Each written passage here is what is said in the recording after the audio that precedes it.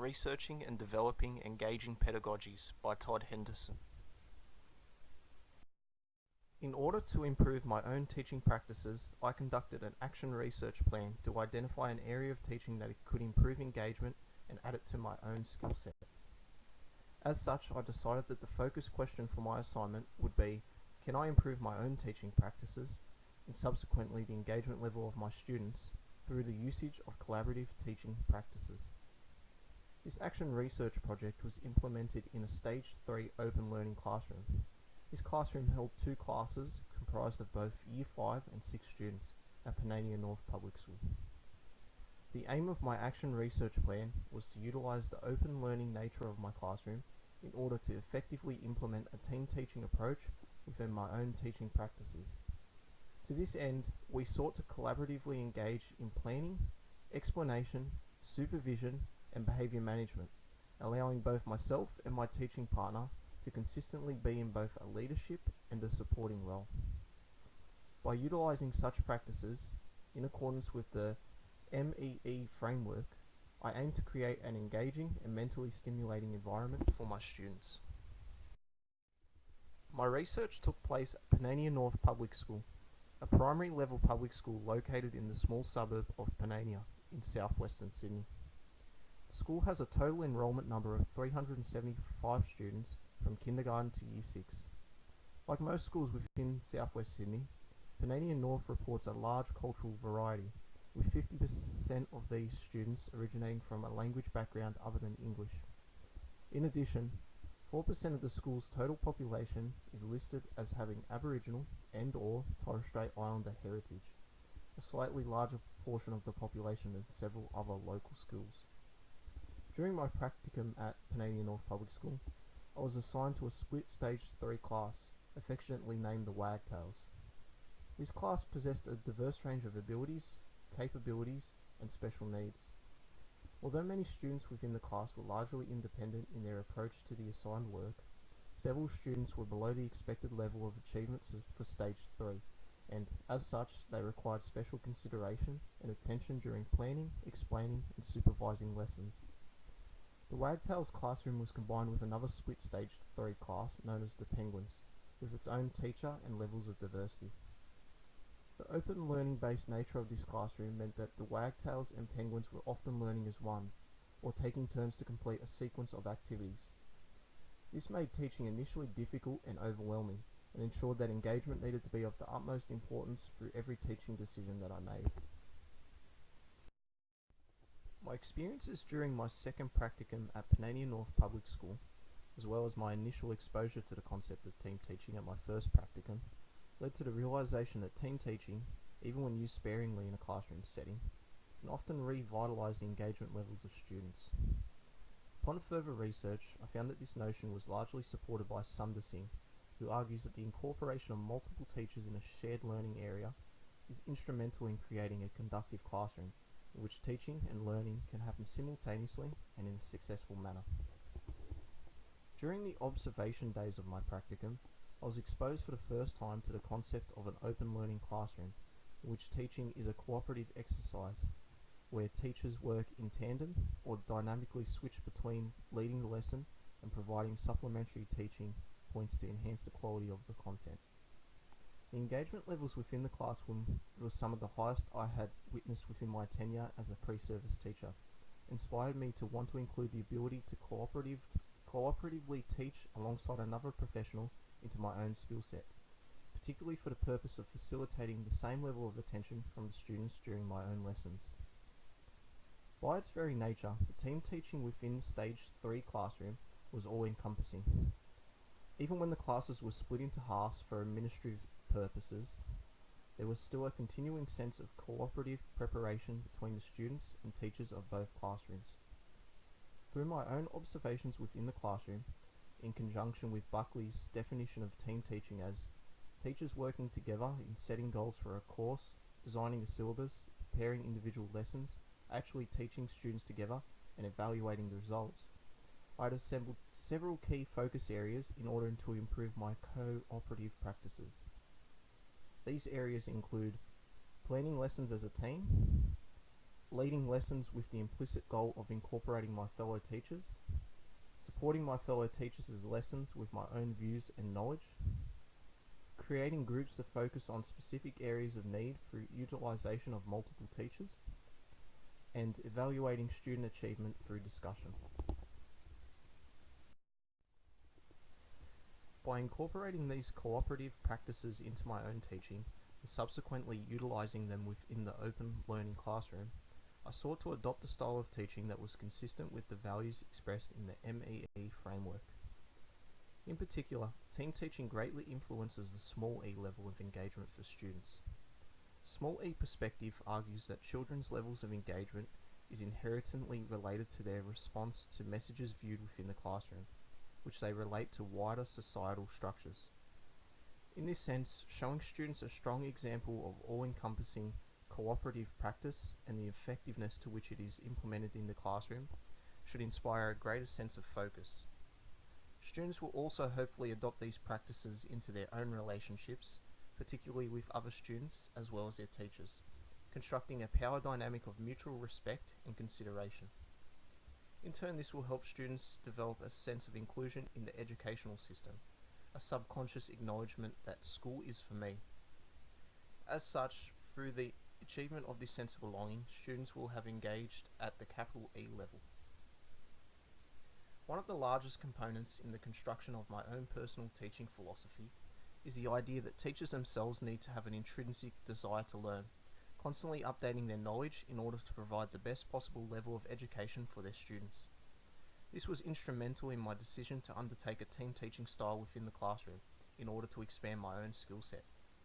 The level of adaptability needed to participate in an unfamiliar environment, that of an open learning classroom, was initially a challenge for me.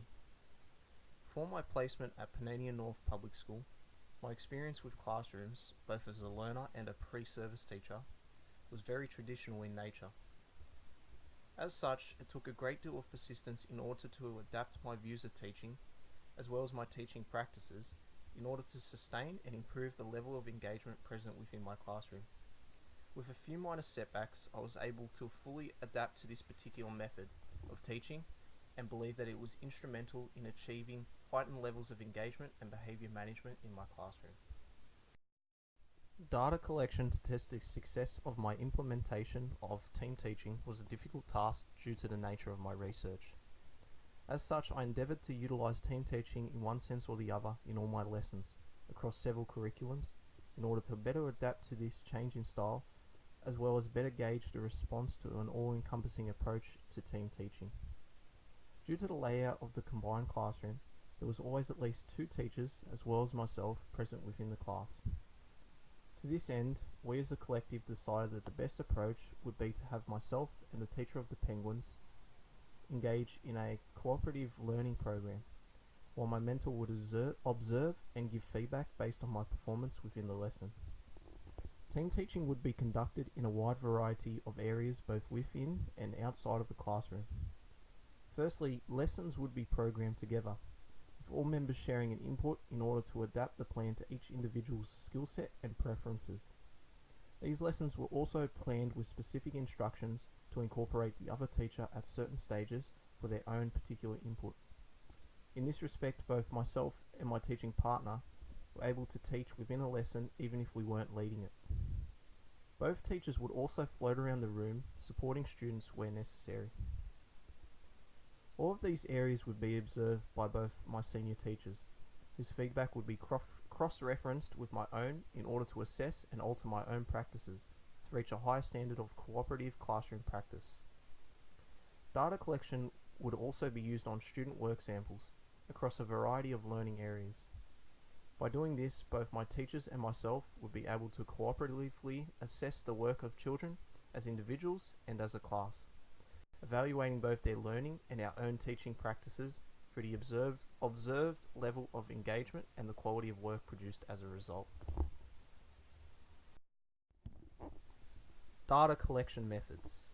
Observations.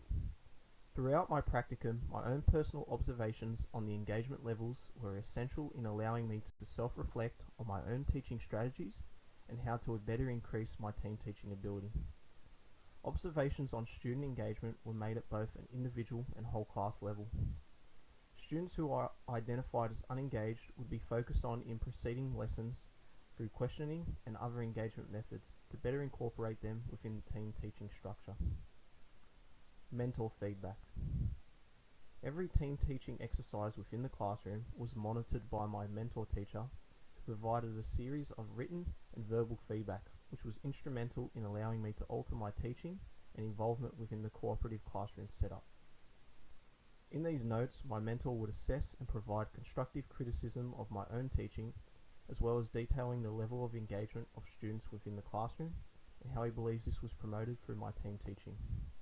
The feedback given was always discussed at the conclusion of the lesson and allowed me to further evaluate myself and the engagement level of my students. Work samples. Student work samples were also collected from lessons that were conducted in a team teaching manner in order to provide visual evidence of the standard of work produced during this period. The high quality of work samples provided by students can be seen as indisputable evidence of the impact my team teaching practice had on increasing and maintaining the overall engagement levels within the classroom. Work samples were analysed, annotated, and assigned to one or several of the engagement frame components in the Fairgo model. These are high cognitive, high affective, and/or high operative. Student self-assessment. At the conclusion of every lesson, students were handed an exit slip to complete. On the large television screen in the classroom would be displayed an open-ended reflective question regarding the work, the level of understanding, and the level of interest surrounding the topic. These results were collected and evaluated in order to assess the overall group engagement levels, as well as to identify students who assess themselves as unengaged or unconfident in their work. This is reflected by McFadden and Munns, who argue that outward observations alone are insufficient evidence for engagement, and that only through asking children to self-assess their own learning can we get a clear and precise indication of students' actual engagement levels. Key findings. Throughout my research into the benefits team teaching has on student engagement, it became abundantly clear that a consistent level of cooperative teaching was instrumental in achieving a strong level of focus from all students in both classes, while also promoting the continuing retention of knowledge through alternative teaching strategies and personal experiences unique to each teacher.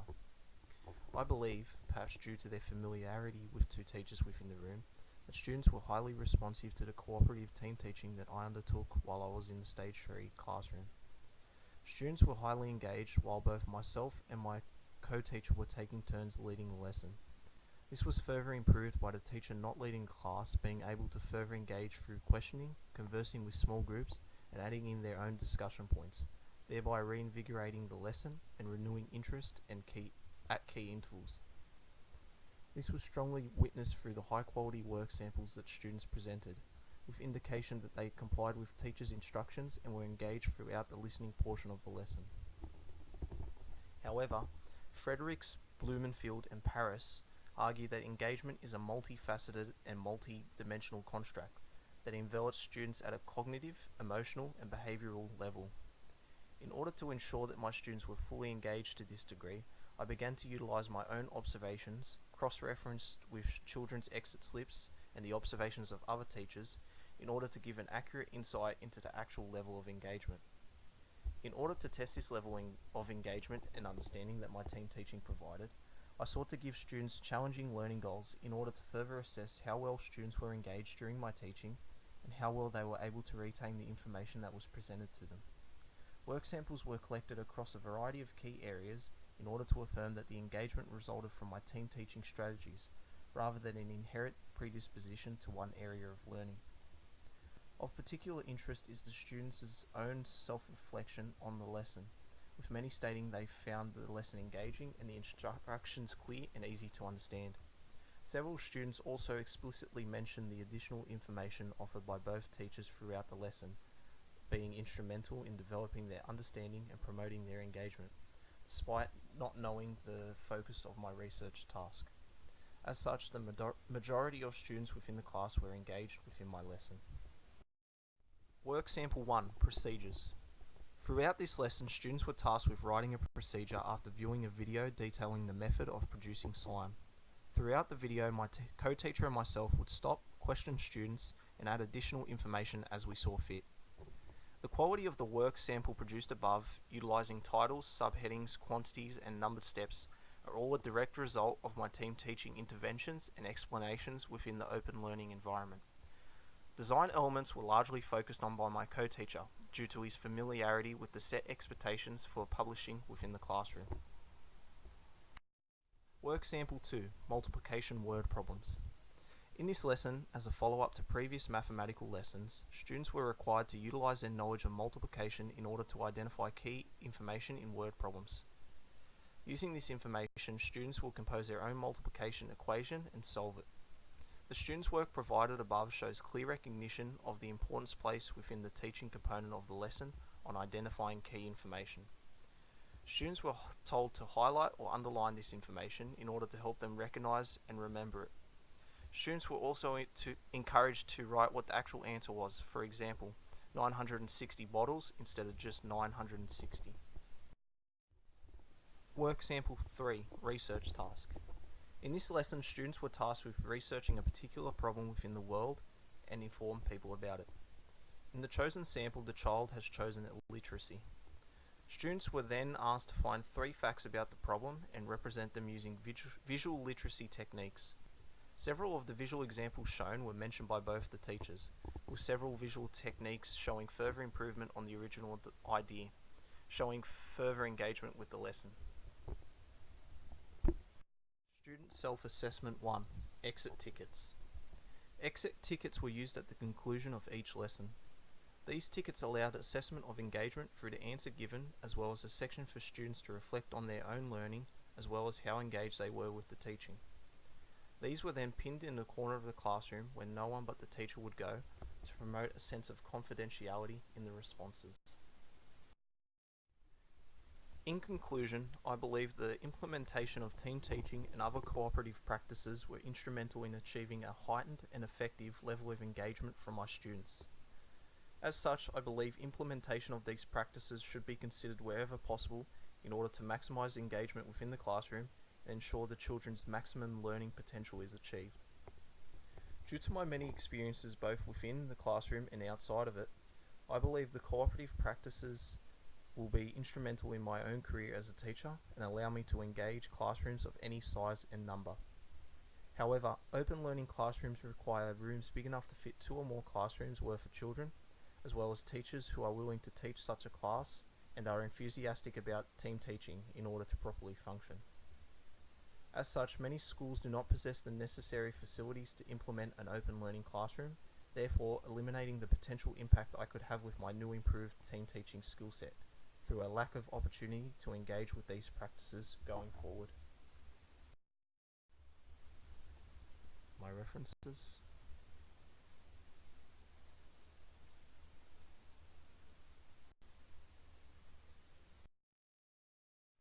Appendix 1, Principal's Permission Form.